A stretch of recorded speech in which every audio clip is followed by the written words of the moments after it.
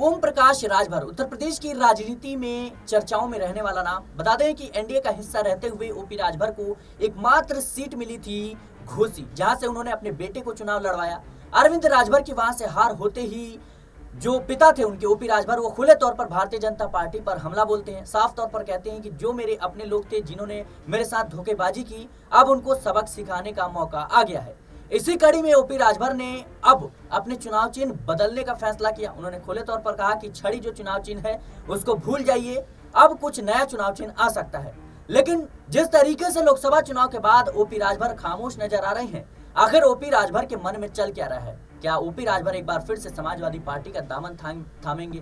क्या ओपी राजभर एक बार फिर से एनडीए से रिश्ता तोड़ेंगे? ये तमाम जो सवाल हैं उत्तर प्रदेश की राजनीति में उठते हुए नजर आ रहे हैं। आपको बता दें कि जिस तरीके से ओपी राजभर अपने बयानों को लेकर चर्चा में रहते हैं, उसके बाद से देखा गया कि अब लोकसभा चुनाव के बाद से खामोश नजर आ रही हैं।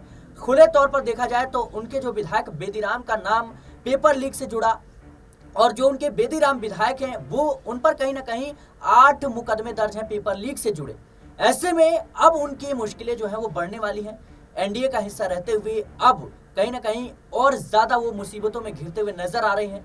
ऐसे में इस बात की कयास लगाई जा रही है कि एक बार फिर से जो दलित वोट बैंक उनसे छिटकता हुआ नजर आया जब वो एनडीए के साथ थे, अब वो समाजवादी पार्टी का रुख कर सकते हैं। जिस तरीके से दलितों की राजनीति करते हैं, जिस तरीके से कहीं ना कहीं ओपी राजभर का जो राजनीतिक सफर रहा है, जाहिर सी बात है एक बार फिर से वो उनको लेकर के जो कयास लगाए जा रहे हैं कि समाजवादी पार्टी में वापसी करेंगे। और इतना ही नहीं, बल्कि आने वाले विधानसभा चुनाव में उत्तर प्रदेश की जो साल 2027 में है, उसमें ओपी राजभर जो है अखिलेश यादव को समर्थन देंगे, अखिलेश यादव के साथ मिलकर चुनाव लड़ेंगे।